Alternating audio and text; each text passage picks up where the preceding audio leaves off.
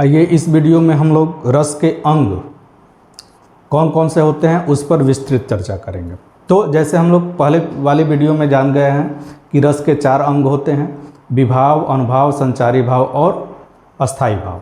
तो देखें, विभाव किसे कहते हैं? जिस परिस्थिति में जो, जैसे पिछली वीडियो में हम लोग जाने हैं कि आश्रय विषय क्या है, तो आश्रय के मन में जो भाव उत्पन्न होता है, तो आश्रय सहित जिस कारण भाव उत्पन्न होता है, जो कारक होता है भाव उत्पन्न करने वाला, वह सब विभाव के अंतर्गत आता है। विभाव के 2 भेद होते हैं, आलंबन विभाव और उद्दीपन विभाव। आलंबन विभाव के भी 2 भेद होते हैं, आश्रय और विषय। जैसे कि यहाँ एक पद लिखा है, एक ओर अजगर ही लखी एक ओर मृगराय, बिकल बटोही बीच ही परियो मूर्छा खाए। इस पद को हम लोगों ने पिछली वीडियो में भी देखा है और उसी को इसमें भी रखा गया है, जिससे हमको समझने में, समझ बनाने में थोड़ी आसानी हो। इसके बाद हम लोग और उदाहरण सहित पूरे को स्पष्ट हम समझेंगे। तो जैसे इसका अर्थ आप जान ले, लकी का मतलब देखना होता है, अजगर ही माने अजगर होता है, मृगराय माने शेर होता है, बटोही माने पथिक होता है, राही होता है, और बिकल का मतलब व्याकुल होता है, परयो माने पड़ना, मूर्छा माने मूर्छित होकर, खाए माने खाकर, मूर्छा खाकर गिर जाना।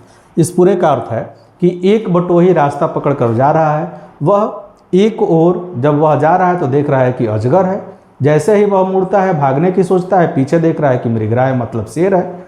अब एक ओर अजगर को देखकर और एक ओर शेर को देखकर वह व्याकुल हो जाता है, भय उसके मन में उत्पन्न होता है और वह मूर्छित होकर गिर पड़ता है। तो इसमें यदि हम जानना चाहें कि रस के कौन कौन से अंग है या रस के अंगों में से इसके कौन कौन से रूप कहाँ रखे जाएंगे, तो इसको हम लोग इस वीडियो में देखते हैं। जैसे आलंबन विभाव है, तो आलंबन विभाव का भेद है और विभाव के अंतर्गत आपके आश्रय, विषय और उद्दीपन, यह तीनों चीज़ें आती हैं। तो देखें कि यह जो बटोही है, यह अजगर और शेर को देखता है और उसके मन में डर उत्पन्न होता है, तो यह बटोही यहाँ आश्रय के रूप में कार्य कर रहा है। आश्रय क्या है? बटोही। और किसके कारण उसके मन में भय उत्पन्न होता है? तो अजगर और शेर, यह 2 चीज़ है जो उसके मन में भय उत्पन्न करा रहा है। तो अजगर और शेर, यह विषय हो गया। अब अजगर यदि फुफकारता है, शेर यदि दहाड़ता है, तो वह उसके भय को और अधिक तीव्र करेगा और उसको हम उद्दीपन विभाव कहेंगे। क्योंकि इसमें कहीं उद्दीपन विभाव प्रकट नहीं है, लेकिन यह स्थिति तभी बनेगी जब अजगर फुफकारेगा।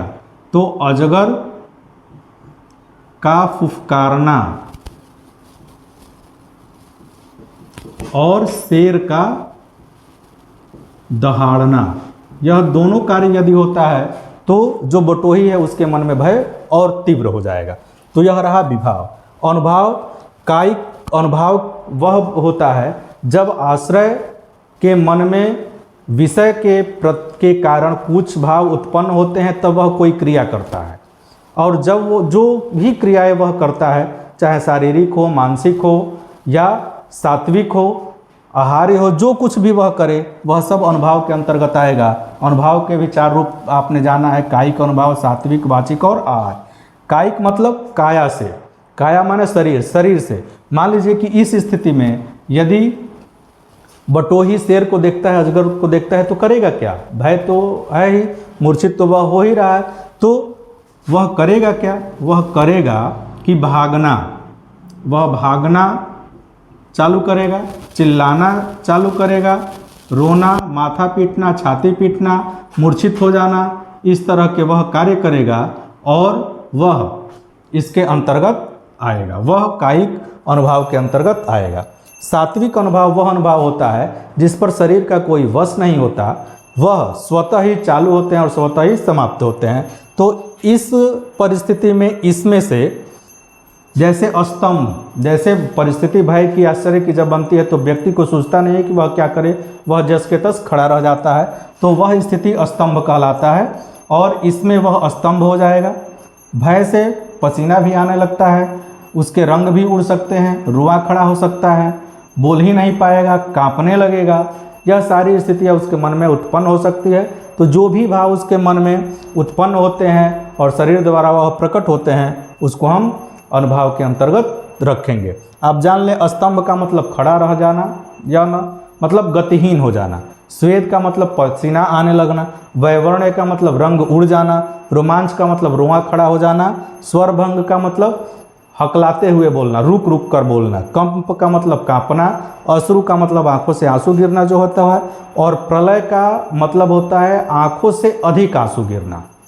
तो यह सात्विक अनुभाव है। वाचिक अनुभाव है जो वचन से होता है, जो बोली से होता है, जो बोलकर आप कर पाएँ।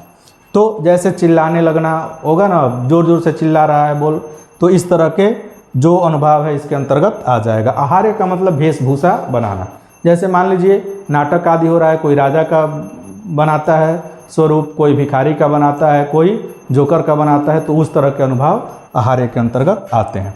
संचारी भाव आप जानते हैं, संचारी भाव की संख्या 33 होती है, और संचारी भाव उस भाव को कहते हैं जो विभाव और अनुभाव के कारण उत्पन्न होते हैं, लेकिन क्षणिक होते हैं, कुछ समय के लिए वह मन में रहते हैं और वह धीरे धीरे समाप्त हो जाता है। इनकी संख्या 33 होती है।